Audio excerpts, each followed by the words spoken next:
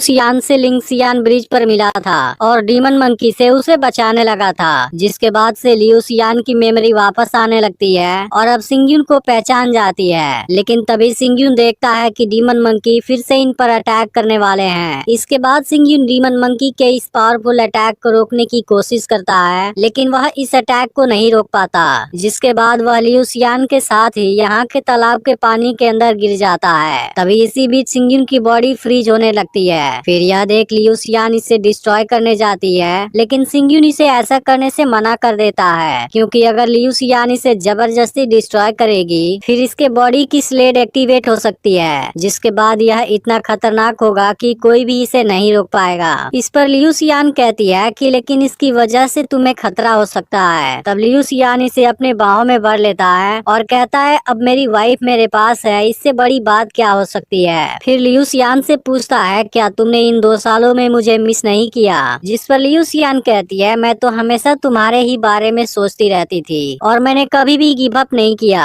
फिर कहती है अगर मैं अब मर भी गई फिर भी मुझे कोई अफसोस नहीं होगा। तब सिंग्यून कहता है फाइनली तुम अब कंट्रोलिंग स्टोन के कंट्रोल से बाहर निकल चुकी हो, मैं तुम्हें ऐसे कैसे मरने दे सकता हूँ। इसके बाद सिंग्यून लियू सियान को अपने साथ लेता है और फिर से लिंग सियान ब्रिज पर आ जाता है, लेकिन डीमन मंकी अभी भी यहीं पर होते हैं और इनको देखते ही अटैक करने के लिए तैयार हो जाते हैं। तब सिंग्यून लियू सियान से कहता है मैं तुम्हें इस ब्रिज से बाहर लेकर जाऊंगा और फिर सीक्रेट रिल्म से बाहर जाने के बाद हम घर चलेंगे। इसके बाद सिंग्यून अपना हैवी स्वॉर्ड बाहर निकाल लेता है और डीमन मंकी के ग्रुप पर अटैक करने चला जाता है, लेकिन तभी अचानक से यहाँ एक मिस्टीरियस हैंड बाहर आती है और इनकी फाइट को रोक देती है, जो असल में लुक्यू की सोल होती है। अब इसे देखते ही लियू सियान डरने लगती है, लेकिन सिंग्यून उसे शांत कराता है और लुक्यू को ग्रीट करता है। इसके बाद लुक्यू यहाँ कोई पावर यूज करती है, जिसके बाद पता चलता है कि डीमन मंकी केवल एक पावरफुल फैंटेसी है, जो असल में केवल रिमेंट है और इस पावर से पूरी दुनिया को कंफ्यूज कर सकते हैं। इसके बाद लुक्यू लियू सियान और सिंग्यून को नीचे लेकर आ जाती है, जहाँ पर वह इनको कुछ बताने वाली है। फिर लुक्यू बताती है कि मुझे सेलेस्टियल डॉक्टर ने कैलकुलेट किया था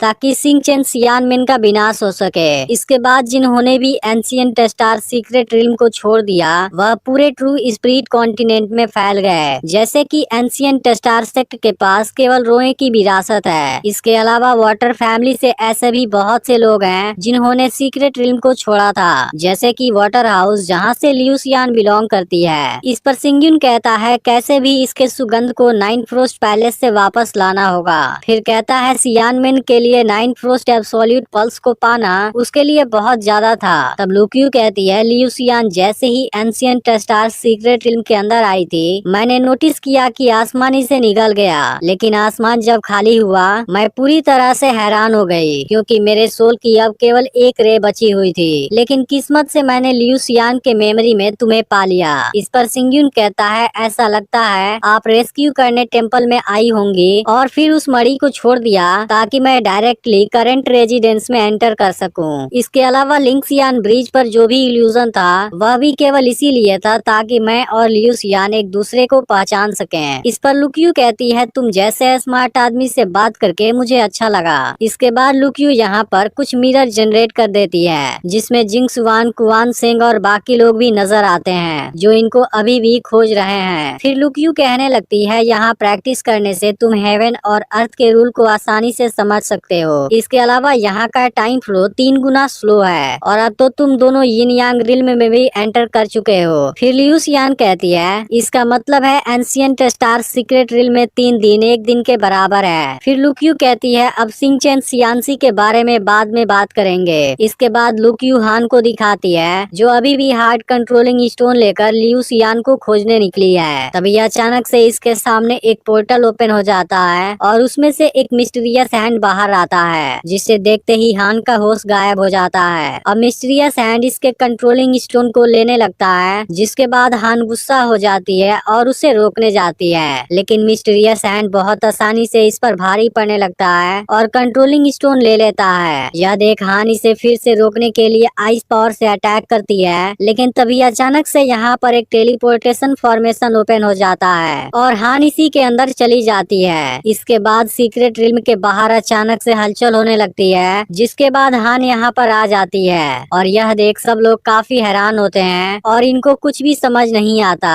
इसके बाद यह एपिसोड यहीं पर एंड हो जाता है। अब इसका अगला एपिसोड फ्राइडे को रिलीज होगा।